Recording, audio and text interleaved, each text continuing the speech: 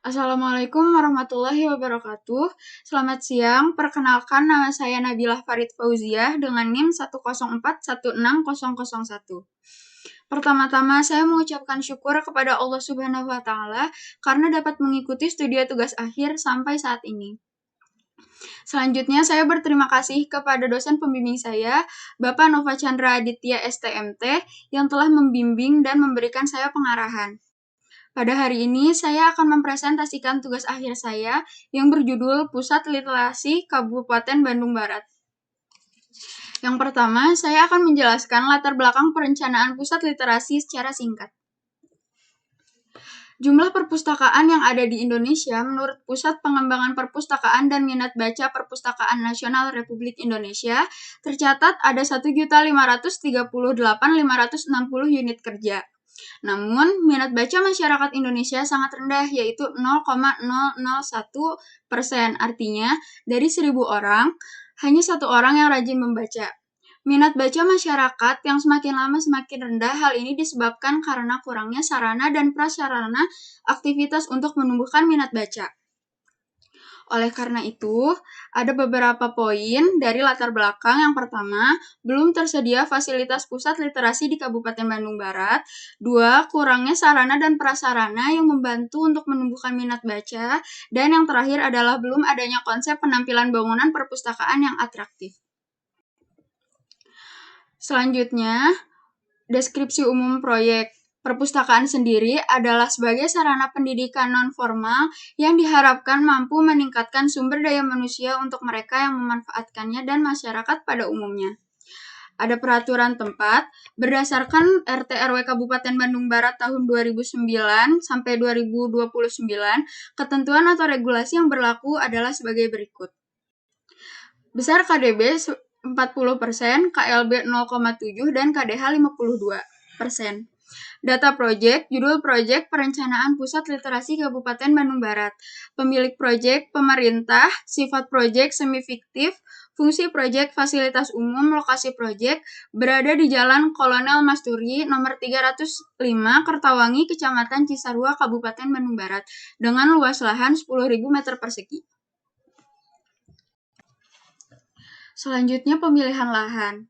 Luas Kabupaten Bandung Barat sebesar 13.027.738 km persegi.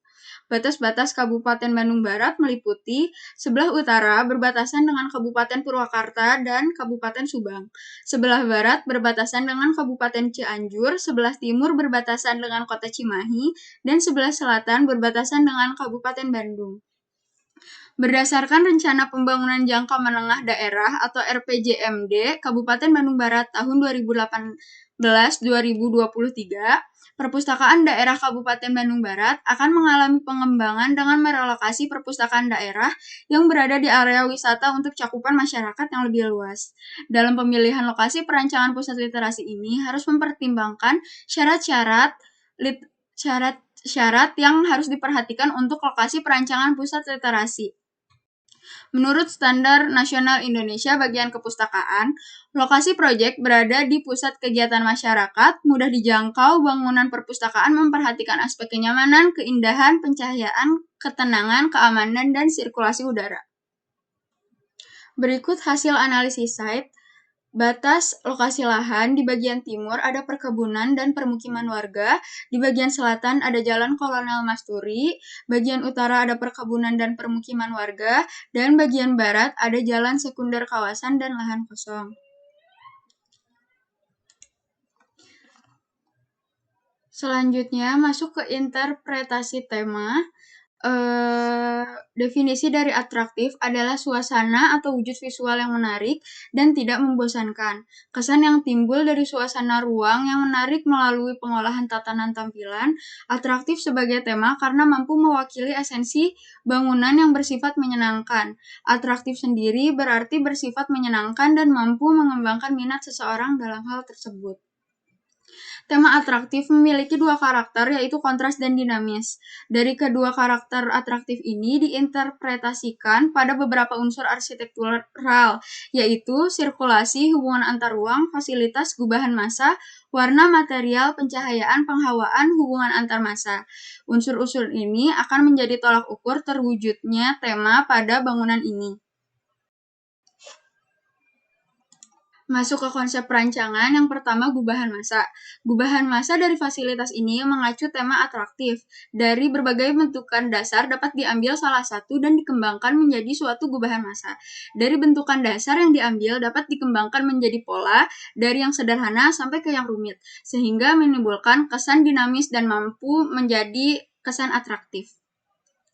Dari prinsip tadi, didukung oleh karakter atraktif, maka muncullah gubahan massa seperti pada gambar. Berawal dari bentuk sederhana, dua massa persegi panjang, bentuk massa yang sederhana yang bisa dilambangkan oleh bentuk geometri. Maka persegi panjang adalah bentuk yang paling sederhana. Lalu, gubahan massa disesuaikan dengan bentuk tapak dengan membuat persegi panjang dirotet sesuai fasad yang akan dirancang. Setelah disesuaikan, bangunan diberi void sebagai pendukung prinsip dinamis konsep penghawaan dan pencahayaan, sehingga menciptakan bentuk massa yang merespon pada site.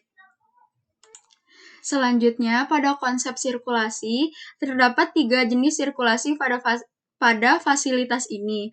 Ada sirkulasi pedestrian, sirkulasi servis, dan sirkulasi kendaraan. Sirkulasi kendaraan memasuki site melewati gate masuk di sebelah selatan site. Jika membawa penumpang, maka bisa terus jalan ke area drop-off. Setelah itu, kendaraan bisa keluar dari gerbang barat atau bisa parkir di parkir yang disediakan yang terletak di utara bangunan.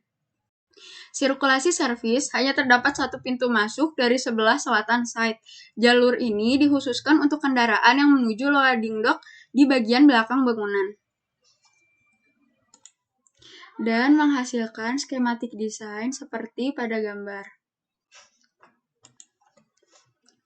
Sekian presentasi saya pada hari ini. Semoga apa yang saya sampaikan dapat dimengerti dan dipahami oleh Bapak, Ibu, dan teman-teman sekalian yang sudah mendengarkan.